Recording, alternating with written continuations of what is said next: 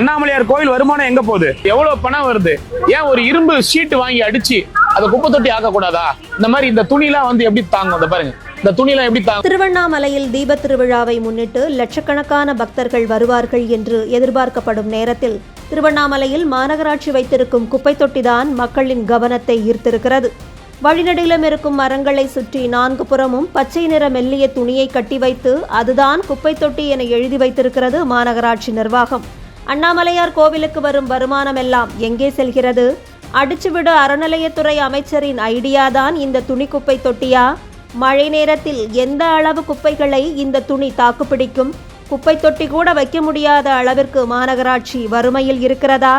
அல்லது குப்பை தொட்டிக்கு கணக்கு காட்டிய பணம் யார் வீட்டு பெட்டியிலாவது பதுங்கிவிட்டதா என்பதெல்லாம் பொதுமக்கள் எழுப்பும் கேள்விகளாக இருக்கிறது. திருவண்ணாமலை கார்த்திகை தீபத்துக்கு ஸ்பெஷலா மாநகராட்சி சார்பில் ரெடி பண்ண குப்பை தொட்டிகளை பாருங்க. எல்லா மரத்தையும் குப்பை தொட்டி ஆக்கிட்டாங்க. எத்தனை மரத்துல எல்லாமே குப்பை தொட்டியாம்.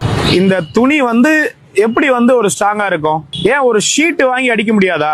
இந்த துணியில இருந்து குப்பை வெளியில வராதா? எல்லாம் என்ன நியாயம்? எல்லா மரத்தையும் குப்பை தொட்டி ஆக்கி வெறும் இந்த துணி வந்து எவ்வளவு குப்பையை தாங்கும்? கிட்டத்தட்ட 50 லட்சம் மக்கள் வந்து கிரிவலம் வருவாங்க. ஒரு 100 பேர் போட்டாலே 50 பேர் போட்டாலே இது இந்த குப்பை தொட்டி ரொம்பி ரோட்டுக்கு தான் வரும். இதை எப்படி குப்பை தொட்டின்னு ஏத்துக்க முடியும் சொல்லுங்க? ஒரு தகர ஷீட் வாங்கி அடிக்கிறதுக்கு கூட வசதி இல்ல மாநகராட்சியில. அண்ணாமலையார் கோயில் வருமானம் எங்க போகுது? தீப திருவிழாவுக்கு வர மக்களுக்கு நல்லது பண்றது கூட போகாதா?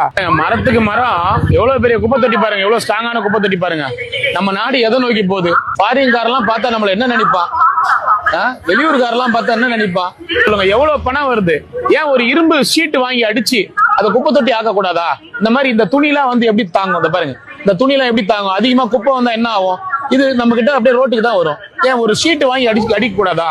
இல்ல எத்தனை மாநகராட்சி இருக்கு, அவங்க கிட்ட வந்து நகராட்சி மாநகராட்சி அவங்க கிட்ட குப்பை தொட்டி வேணுங்க, இந்த மாதிரி கார்த்திகை தீபத்துக்கு நாங்க யூஸ் பண்ணிக்கிறேங்கன்னு கேட்டு வாங்க கூடாதா? இதெல்லாம் பாருங்க. இந்த மாதிரி ஒரு மரத்துக்கும் குப்பை தொட்டியா இருந்தா என்ன பண்ண முடியும் சொல்லுங்க? குப்பை தொட்டி வாங்குறதுக்காக காசு இல்ல. இந்த மாதிரி ஏங்க பண்றீங்கன்னு சொல்லிட்டு இந்த நியாயத்தெல்லாம் கேட்டா அரசாங்கத்துக்கு எதிராக பேசுறான், அப்படி பேசுறான், அப்படி பேசுறான்றது. உங்களுக்கே மனசாட்சி இல்லையா? இங்கெல்லாம் குப்பை போட்டா எப்படி நிக்கும் நீங்க சொல்லுங்க? இதெல்லாம் மரம்லாம் குப்பை தொட்டியா? ஏன் மரத்துக்கு பக்கத்துல ஒரு ஷீட் அடிச்சு ஒரு குப்பை தொட்டி வைங்க. இந்த சைஸ்ல குப்பை தொட்டி ஒரு 4 தகர ஷீட் வாங்கி அடிக்க முடியாதா? அந்த அளவு கூடமா வசதி இல்லாம போயிடுச்சு? அந்த அளவு கூடமா திருவண்ணாமலை அண்ணாமலையார் கோயில்ல திருவண்ணாமலை மாநகராட்சியில பணம் இல்லாம போயிடுச்சு? என்னங்க இதெல்லாம் நியாயம்? யாருங்க இந்த கான்ட்ராக்டர்? பாருங்க, எல்லா மரம் கண்ணு, ஒரு சின்ன கண்ணு செடி எல்லா இடத்துலயும் குப்பை தொட்டியா? இது என்னங்க இதெல்லாம்?